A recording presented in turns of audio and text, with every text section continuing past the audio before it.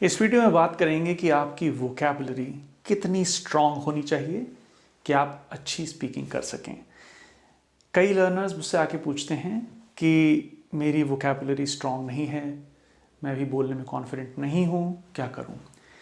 आइए देखते हैं। एक बिगिनर लर्नर इतने वर्ड्स जानता है जनरली, एक इंटरमीडिएट लर्नर लगभग इतने वर्ड्स जानता है और एक एडवांस लर्नर लगभग इतने वर्ड्स जानता है। ये सब एस्टिमेट्स हैं, रिसर्च बताती है हमें। तो क्या आप इतने वर्ड्स जानने का वेट करें और तब बोलना स्टार्ट करें? बिल्कुल नहीं। आप इतने सारे वर्ड्स जान ही तभी पाएंगे जब आप बोलते रहेंगे।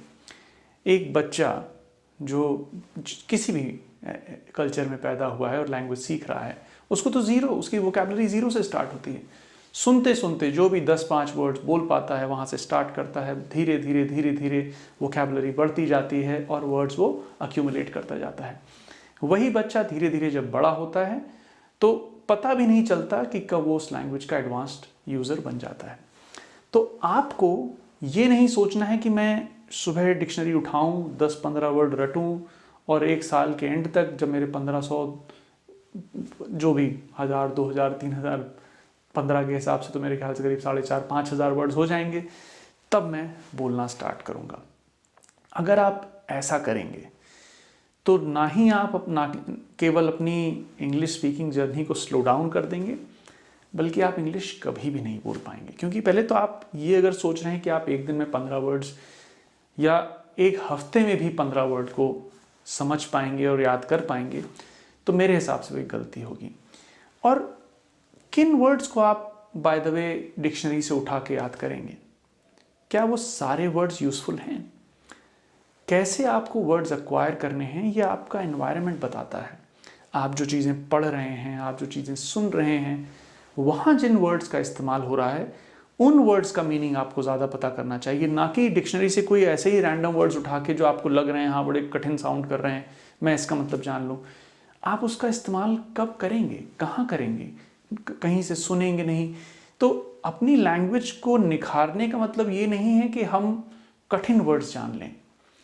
हम most of those words which are frequently used in my environment or maybe in the environment of advanced users, अगर मैं वो उन words को जानता हूँ या जानती हूँ, that makes me an advanced learner। ना कि सारे कठिन words मैं उठा के रट लूँ और मैं कहूँ मुझे इस word का meaning पता है। आपको वो situations ही कई बार नहीं मिलेंगी जब आप उनका इस्तेमाल कर पाएंगे, और इस्तेमाल नहीं कर पाएंगे तो आप डेफिनेटली उनको भूल जाएंगे। तो जितनी भी आपकी वोकैबुलरी अभी है, जितने भी वर्ड्स आपको पता हैं, आपको पता भी नहीं होगा कि आपको भी हज़ारों वर्ड्स पता हैं। कई बार मैं अगर किसी से पूछूं कि आपको क्या लगता है, आपको कितने वर्ड्स पता हैं इंग्लिश लैंग्वेज के, they can't give me an estimate. But एक बिगिनर लर्नर भी, मैंने बताया आपको, कि इतने वर्ड्स कम से कम जानता है। तो आप ये ना सोचें बैठ के कि मुझे भी पहले इतने वर्ड्स सीखने पड़ेंगे, तब आप धीरे धीरे बोलते रहें, पढ़ते रहें, सुनते रहें, इनपुट अक्वायर करते रहें। मैंने आपको जैसे बताया कि इनपुट किसी भी लैंग्वेज के क्या हैं, रीडिंग और लिसनिंग। तभी आपका आउटपुट जो कि स्पीकिंग और राइटिंग है वो बेटर हो पाएगा। आपका इनपुट अगर सही नहीं है तो आउटपुट डेफिनेटली इफेक्ट होगा।